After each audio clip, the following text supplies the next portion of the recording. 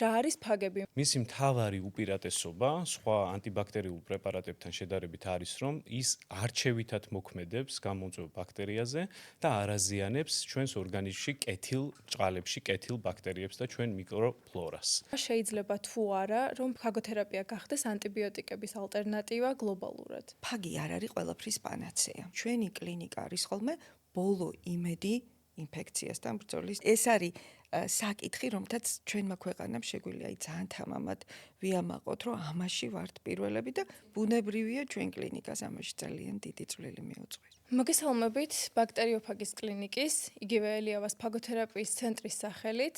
მე ვარ ამავე კლინიკის მარკეტინგის მენეჯერი ლიკა მუმლაძე და ჩვენი პოდკასტის პირველი ნაწილის სტუმარი იქნება ბაქტერიოფაგის კლინიკის დირექტორი დავით სტურუა.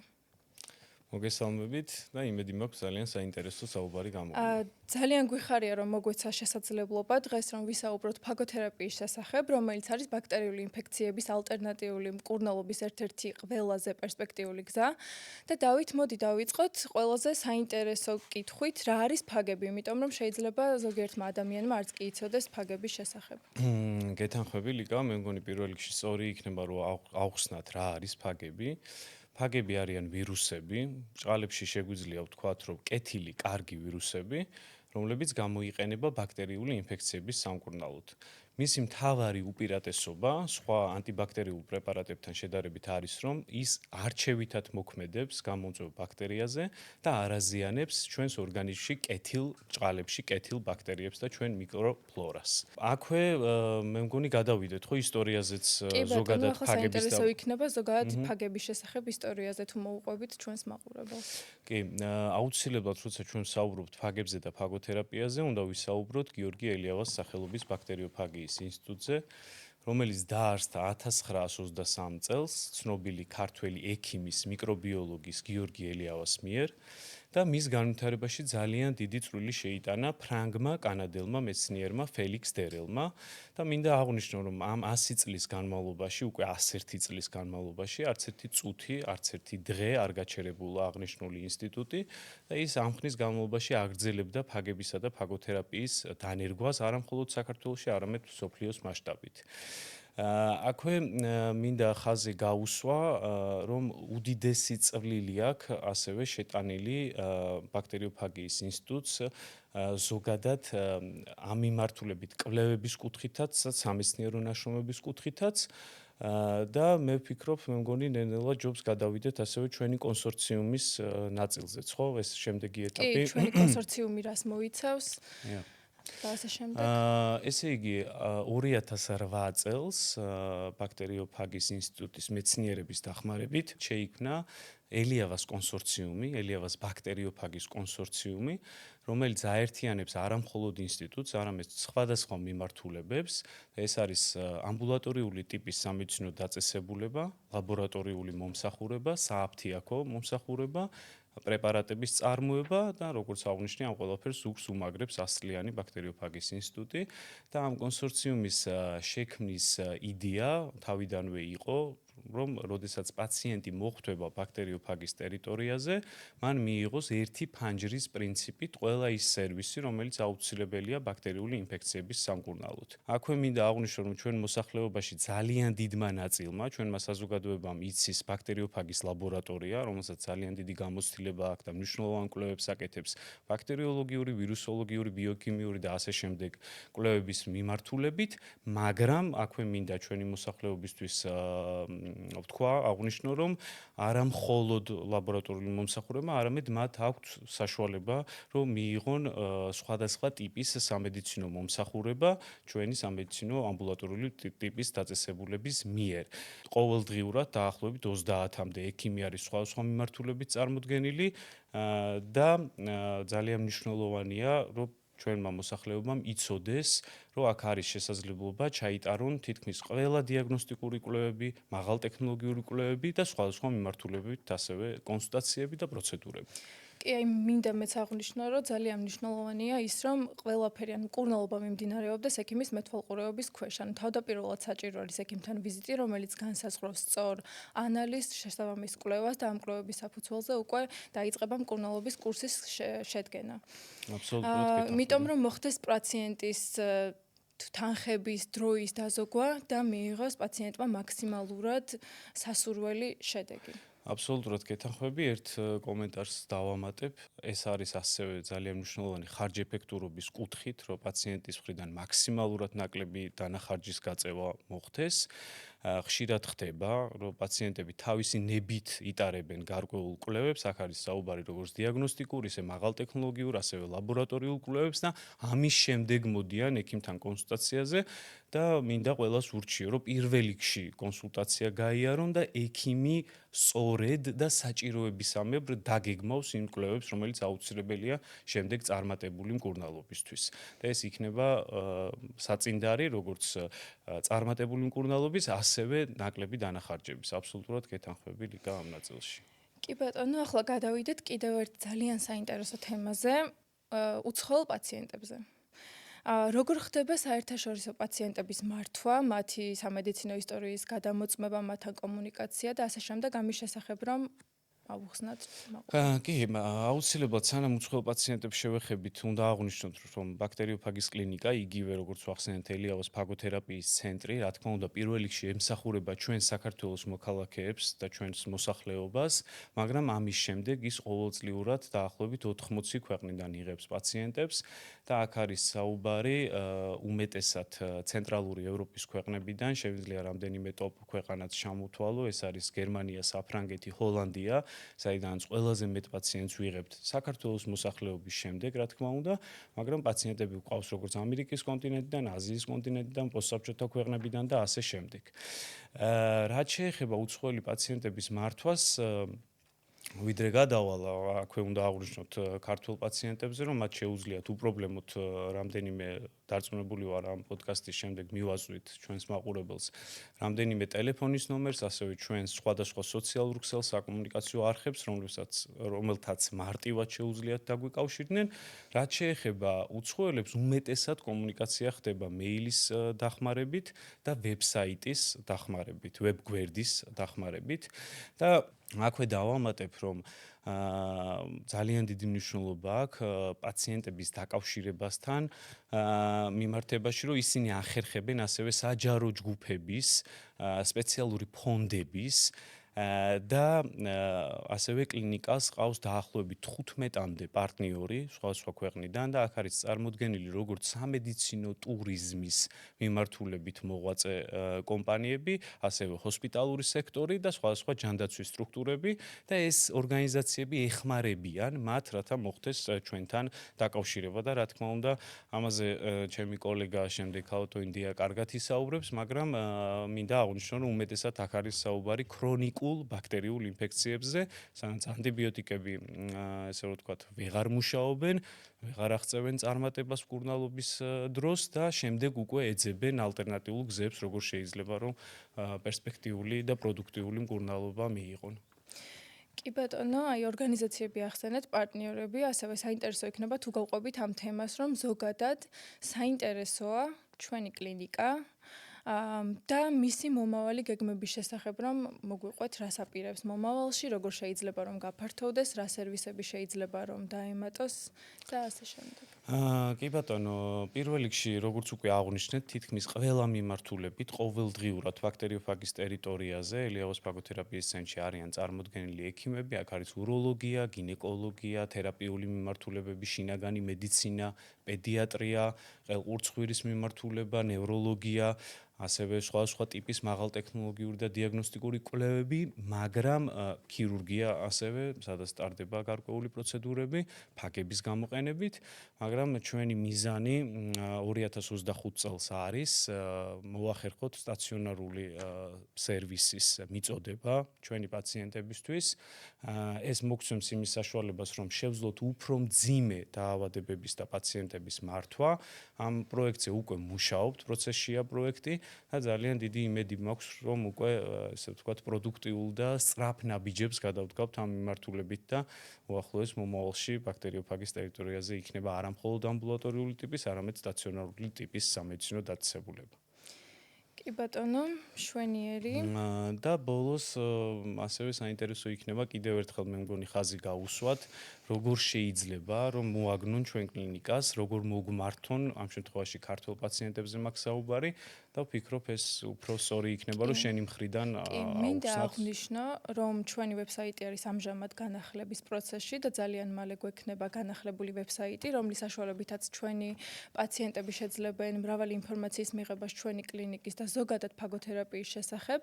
ასევე ამ ვიდეოს აღწერაში განთავსებული ნომერი იქნება მითითებული, რომელზეც შეუძლიათ რომ დაგვიკავშირდნენ და მინდა აღვნიშნო, რომ ჩვენი კლინიკა მდებარეობს ქალაქ თბილისში ლევან გოთუას 3 ნომერში ბაქტერიოფაგიის ინსტიტუტის ტერიტორიაზე.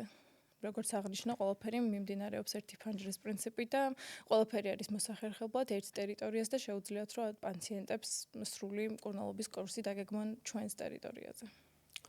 ბატონო, მე მგონი საინტერესო საუბარი გამოგვივიდა. ძალიან დიდი მადლობა საინტერესო ინფორმაციებისთვის. მადლობა შენც და დანარჩენს უკვე რაც შეეხება კლინიკურ მიმართულებას, საინტერესო სამედიცინო შემთხვევებს და მკურნალობის გზებს, ამაზე უკვე ჩვენი კოლეგა ხალბატონი დეა ნიჟარაძე გააგრძელებს. ბატონო, მეორე ნაწილით დაგიბრუნდებით. მადლობა. ჩვენი პოდკასტის მეორე ნაწილის სტუმარი არის ბაქტერიოფაგის კლინიკის მთავარი ექიმი დეა ნიჟარაძე და მეორე ნაწილში ვისაუბრობ ძალიან საინტერესო თემებზე, კლინიკური მიმართულებით, როგორიც არის თუ რატომ უნდა გამოვიყენოთ ფაგოთერაპია, აქვს თუ არა მას გვერდითი ეფექტები და როგორ ხდება დიაგნოსტირება და მკურნალობის დაგეგმვა. მოდით დავიწყოთ საინტერესო კითხვით, რატომ უნდა გამოვიყენოთ ფაგები? მართლაც რატომ უნდა გამოვიყენოთ ფაგები? თუნდაც იმიტომ, რომ ფაგები ეს არის ბიოლოგიური სამკურნალო საშუალება, ეს არის ცოცხალი ვირუსები, რომლებიც კონკრეტულ ცუდ ბაქტერიებს კლავენ. აქედან გამომდინარე, მოყვება ზუსტად ის კარგი ეფექტი, რაც არის ნომინალური გვერდითი ეფექტები, ფაქტიურად არ არსებობს უკუჩვენება და რაც თავარია ბაქტერიული ინფექციის განკურნების შედეგი, რაც ფაგისთვის და ფაგოთერაპიის ყველაზე მნიშვნელოვანი მომენტია. სწორედ ამიტომაც ალბათ ყველაზე სწორია რომ გამოვიყენოთ ფაგები და აქვე ვიტყოდი რომ კარგი იქნება თუ ვთქვათ ფაგების და ანტიბიოტიკების რაღაც შედარებასავით გავაკეთებთ.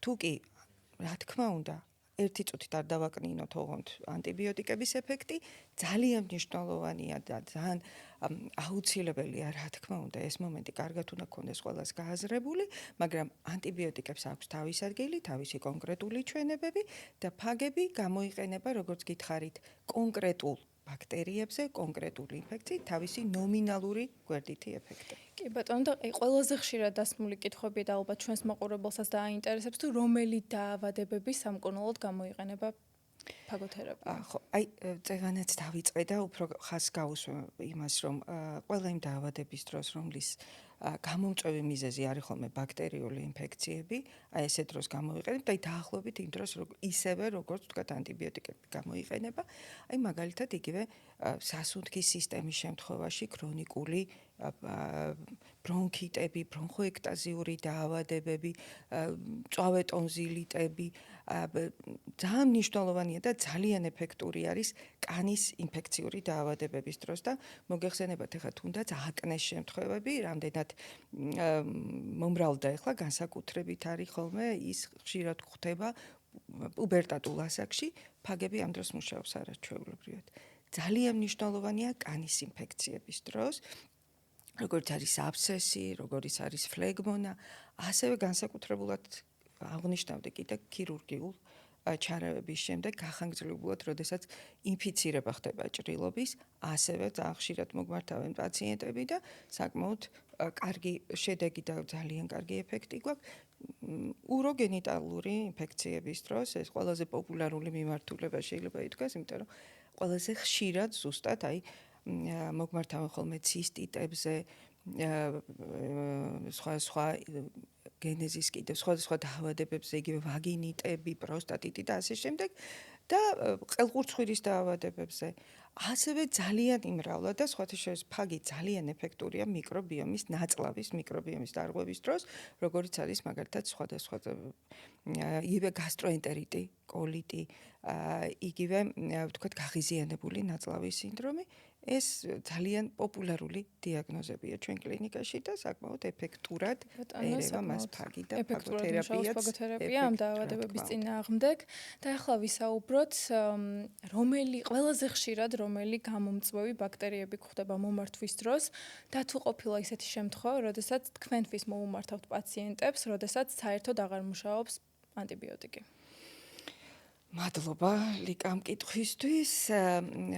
ვიტყვი იმას, რომ ყველაზე ხშირი და ასე ვთქვათ, ყველაზე პოპულარული გამომწვევი არის ეშერიხია კოლი, ნაწლავის ჭხირი და როდესაც განსაკუთრებულად ის საშარდე სისტემაში ხდება ხოლმე და აქედან გამომდინარეც არის, რომ ძალიან პოპულარულია ის მომენტი, რომ ჩვენთან უროგენიტალურ დაავადებებზე ყველაზე ხშირი მომართვიანობაა და აი რაც შეეხება ანტიბიოტიკებისადმი რეზისტენტობას, უნდა აღინიშნოს, რომ უცხოელი პაციენტების ძალიან დიდი პროცენტი, რომელიც ჩვენთან ჩამოდის, წარმოიდგინე, რომ მათ მოვლილი აქვთ მთელი ცივილური სამყაროს კლინიკები და ვიცით, რომ ეს პაციენტები ჩამოდიან ჰოლანდიიდან, გერმანიიდან, საფრანგეთიდან, ამერიკიდან, ხო, აი სხვადასხვა 84 ქვეყნის პაციენტი ყოლია ჩვენ კლინიკას.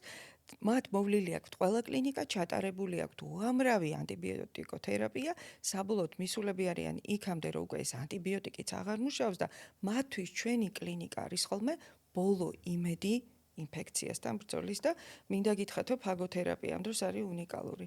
ფაგისთვის აბსოლუტურად არ აქვს მნიშვნელობა ანტიბიოტიკორეზისტენტობის მომენტს. ის პოულობს თავის კონკრეტულ ბაქტერიას და იმ ბაქტერიას კლავს. შესაბამისად, დაავადების მკურნალობაც, რა თქმა უნდა, ეფექტური. კი ბატონო და ალბათ ლოგიკური იქნება ახლა დავუსვათ ეს კითხვა, თუ რამდენად რეალურია, რომ ფაგოთერაპია არის ანტიმიკრობული რეზისტენტობის დაძლევის ერთ-ერთი მნიშვნელოვანი გზა.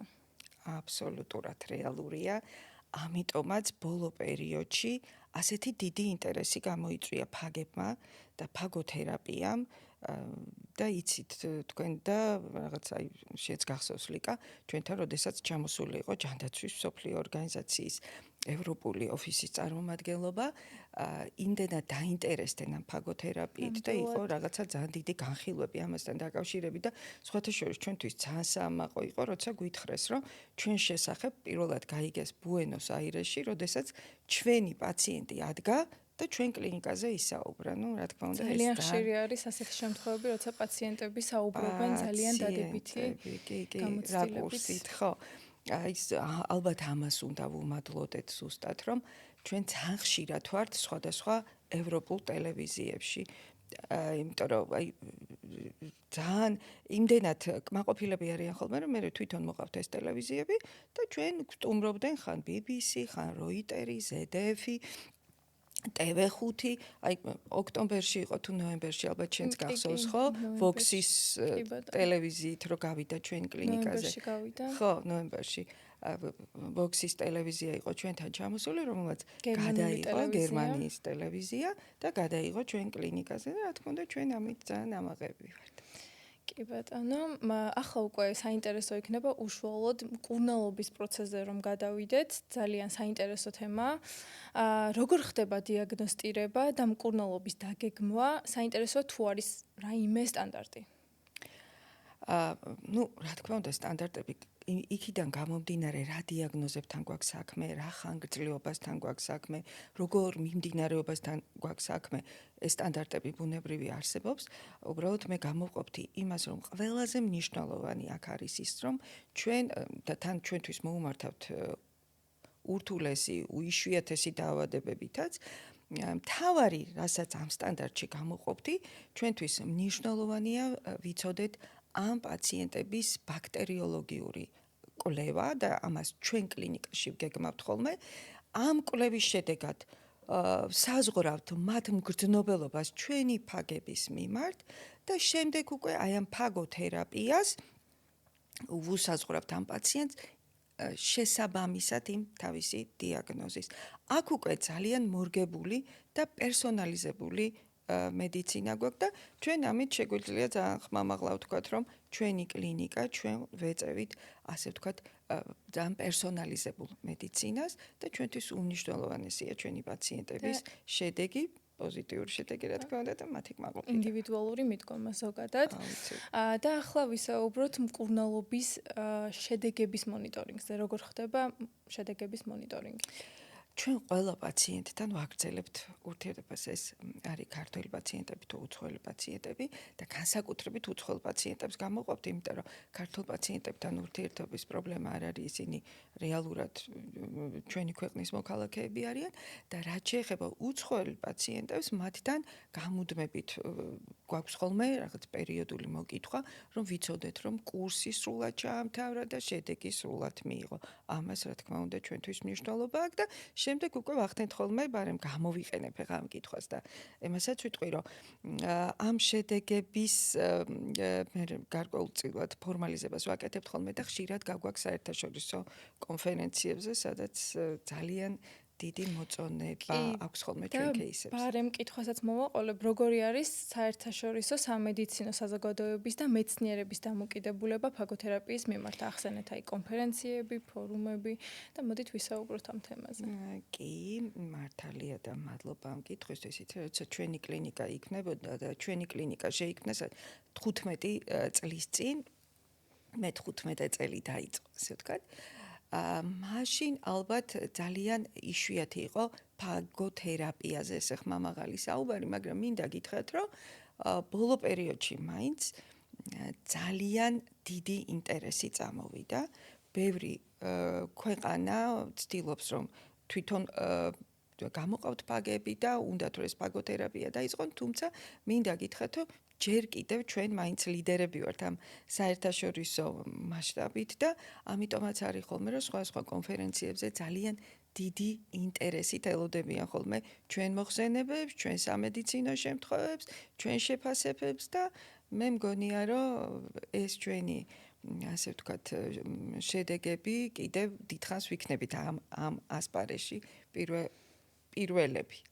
ეს არის საკითხი, რომთაც ჩვენმა ქვეყანამ შეგვიძლია ძალიან თამამად ვიამაყოთ, რომ ამაში ვართ პირველები და ბუნებრივია ჩვენ კლინიკას ამაში ძალიან დიდი წვლილი მიუძღვის. და აქვე საინტერესო იქნება, აუცილებელი არის თუ არა ფაგების გამოყენებისთვის რაიმე სპეციალური განათლება? რა თქმა უნდა. რა თქმა უნდა, ფაგების დანიშვნას აქვს თავისი ჩვენება. და ეს არის ძალიან მნიშვნელოვანი მომენტი. ერთი მე მინდა რომ ვთქვათ ის აღნიშნო განსაკუთრებულად, რომ ფაგი არ არის ყველაფრის პანაცეა. და ფაგი არ შეიძლება გამოვიყენოთ ნებისმიერი დაავადების დროს, როცა ჩავთვლით საჭიროდ, რომ კარგი იქნება. ფაგს აქვს თავისი კონკრეტული ნიშა. რა თქმა უნდა, ასე დროს ის მუშაობს ძალიან კარგად, მაგრამ ის უნდა გამოვიყენოთ ზუსტად და უნდა გამოვიყენოთ სწორად. აი, მაშინ ფაგოთერაპიას აქვს ეფექტი. სხვა შემთხვევაში, იცით, უბრალოდ ტყუილად იქნება ძალიან არ მინდა ხოლმე, რომ როგორც აი ანტიბიოტიკებს იყენებენ ხოლმე არასწორად, ხო? აი ესეთი ასეთ ფორმაში გადავიყვანოთ ფაგები. ბუნებრივია, აქვე გეტყვი, რომ ფაგების გამოყენებისას ეს არ არის 100%-იანი გამოსავალი, არ გვაქვს ხოლმე ყველა დიაგნოზე. აქაც გვაქვს გარკვეული პროცენტულად რო გადავხედოთ, აი ეს თქვათ შედეგიანობის პროცენტი, სადღაც 67-70%-დან 90%-მდეა. დიაგნოზებიდან გამომდინარე, ხანგრძლივობიდან გამომდინარე, მგრძნობელობიდან გამომდინარე, ხო? ამიტომაც ძალიან სწორად უნდა მივუდგეთ ხოლმე დავნიშნოთ კონკრეტულ მიზნობრივ მომენტში და რა თქმა უნდა ექიმმა უნდა იცოდეს ფაგის დანიშვნას და მისი გამოყენების ეფექტიც. ახლა მაყურებელს მოუყვეთ რომელიმე წარმატებული შემთხვევის შესახებ, რომელიმე პაციენტის შესახებ.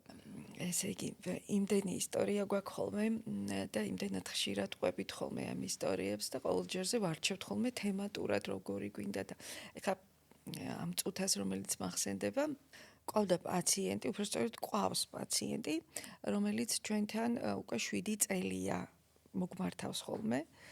ეს პაციენტი არის საფრანგეთიდან და მისი დიაგნოზი არის ცისტური ფიბროზი, კისტოზური ფიბროზი, მუკოვისციდოზი, სხვა სახელწოდებებით არის ეს დიაგნოზი ცნობილი. მომართვის მომენტში იყო საკმაოდ მძიმე. მისი სასუნთქის სისტემა იყო საკმაოდ რთულ მდგომარეობაში, სატურაცია ჰქონდა დაბალი, სუნთქვა უჭირდა, ხშირი ტემპერატურები, ხშირი გართულებები, ხშირად უწევდა ჰოსპიტალიზაციები და სხვათა შორის რაც ძალიან საინტერესო იყო, პირველივე კურსის მერე იგრძნო უკეთესობა. როგორც გითხარით, მთელი ამ ხნის მანძილზე ის პაციენტი ჩვენთან ჩამოდის და უნდა აღინიშნოს და რაც მთავარია, მას ეთესებოდა ნახულში ფსევდომონაეროგინაზა, რაც ართულებდა, თავად ეს დაავადება არის გენეტიკური დაავადება. ბუნებრივი ამ დაავადებას ვერ მოარჩენ, მაგრამ რთული მომენტი რაც არის ის, რომ იქ ვითარდება მეორადი ინფექცია ხოლმე, რომელიც ამძიმებს ამ პაციენტის მდგომარეობას. და ეს მეორადი ინფექცია არის გამომწვევი იყო ფსევდომონაეროგინაზა. უნდა ითქვას, რომ უკვე მეოთხე წელია ამ პაციენტს საერთოდ აღარ ეთესება ეს ფსევდომონაეროგინაზა, მაგრამ რაც ასევე ძალიან მნიშვნელოვანია და თვითონაც ძალიან გახარებულია და ბედნიერია, რომ ჯერ ერთი იყო ფილტვის გადანერგვის პროგრამაში ჩართული და იქ და ამოიღეს, იმიტომ რომ უთხრეს, რომ აღარ გაქვს ისეთი პრობლემაა ფილტვზე, რომ გადანერგვა გესაჭიროებოდესო და ამით არის, რა თქმა უნდა, ძალიან ბედნიერი. რამდენს ნიშნავს? განსაკუთრებულად ეხლა წარმოიდგინე კოვიდის პერიოდი გადაიტანა და ორჯერ დაემართა ეს კოვიდი შვენივრად, აი შეიძლება ითქვას, რომ არაჩვეულებრივად მის პირობებში ძალიან ნორმალურად გადაიტანა. ჰოსპიტალიზაცია აღარ დაჭირვებია, მაშინ როგორც გითხარი, წელიწადში რამდენჯერმე იწვა ხოლმე სტაციონარში და თავს გრძნობს საკმაოდ, აი საერთოდ შეეცვალა ცხოვრების ხარისხი და სულ იმას ვყვები ხოლმე, რომ იმდენად ვუყვარვარ და ხშირად მოგმართავს და ჩამოდის, რომ ბინაც კი იყიდა თბილისში, ვაკეში და კი ძალიან შეუყვარდა ჩვენი ქვეყანა, იმიტომ რომ აქ უკვე რო ჩამოდის, იცის, რომ კიდე უფრო კარგად იქნება, ეს უკვე ფსიქოლოგიური მომენტიც აბუნებრივია იქ და რემონტიც კი გააკეთა სახლში საკუთარი ხელით, რასაც ასევე ძალიან ამაყობს, რომ ანუ იმის შესაძლებლობა ქონდა ადამიანს, რომ კი, ანუ ფიზიკურად ესე ეშრომა. იმის მანიშნებელია, რომ საგრძნობლად გაუმჯობეს და მისი ცხოვრების ხარისხი, რაც არის ძალიან მნიშვნელოვანი. ზუსტად. ხშირად აი განსაკუთრებით ქრონიკული დაავადებით ხანგრძლივად მოავადე პაციენტების სრული განკურნება შეიძლება, რა თქმა უნდა, ვერ მოახდინო, ხა წლებია იმ ადამიანს ეს ჭირს, მაგრამ ცხოვრების ხარისხს უმჯობესებ იმით, რომ მის ინფექციას მართავ.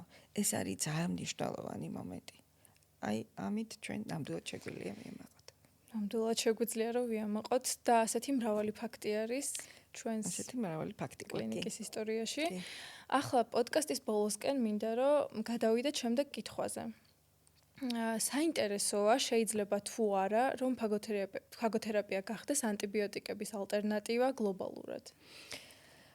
იცი რა, მე ასე არ დავსვამდი რაღაც აი პრობლემას ამ კუთხით ასე არ შევხედავდი და ვიტყოდი, რომ თავისუფლად შეიძლება თუნდაც ერთობლივათაც იგივე ანტიბიოტიკების პირდაპირ ალტერნატივად არ მინდა რომ იყოს განხილული ფაგები, იმიტომ რომ ანტიბიოტიკი მართლა ძალიან დიდი აღმოჩენა იყო თავის დროზე და ძალიან დიდ საქმეს აკეთებს, მას წეგანაც აღვნიშნე აქვს თავისი ძალიან ბევრი დადებითი მომენტი და ბუნებრივია ძალიან მნიშვნელოვანი ჯგუფია სამკურნალო საშუალებების, მაგრამ ფაგები თავისუფლად შეიძლება და ჩვენ ხშირადაც გქონია ესეთი რამ, როდესაც ფაგებთან ერთად, ანტიბიოტიკებთან ერთად გამოგვიყენებია ფაგოთერაპია კომბინაციაში და მინდა გითხრა, რომ ასეთ დროს ფაგების რაღაცა სინერგიული ეფექტი აქვს ხოლმე ანტიბიოტიკებს და ფაგებს.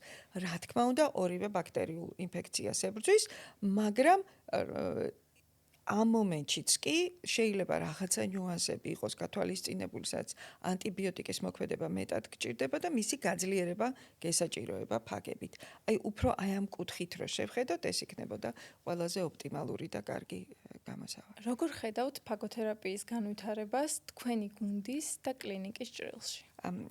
ჩვენი კლინიკა არის ამ ეტაპზე ხო ამბულატორული კლინიკა და მე ვფიქრობ, რომ მაქსიმალური გააკეთა ამ კლინიკამ თავისი პირობებიდან გამომდინარე და ალბათ გაცილებით კარგი იქნებოდა, რომ ეს ყველაფერი გადაგვეტანა უფრო სხვა სივრცეში უკვე სტაციონარული შემთხვევები გაგვეზარდა და ამით ძალიან ბევრი დაავადებისთვის, გაცილებით ბევრი პაციენტისთვის მიგვეხედა და შვება მიგვეცა. ეს ერთი და ძალიან ვისურვებდი, არ ვიცი ხა ეს რამდენად რა პერსპექტივაში იქნება, მაგრამ ძალიან მინდა რომ კონდეს ინტრავენური ფაგები. ყოველ შემთხვევაში ამის იმედი გქონდეს და ერთ ვიტყვი რომ ფაგების ძალიან ბევრ აღმოჩენებს ველოდები კიდე მომავალში და ვიტყოდი რომ ფაგები და ფაგოთერაპია ეს არის დიდი ისტორიის მქონე მომავლის მედიცინა. ნამდვილად დაგეთანხმებით.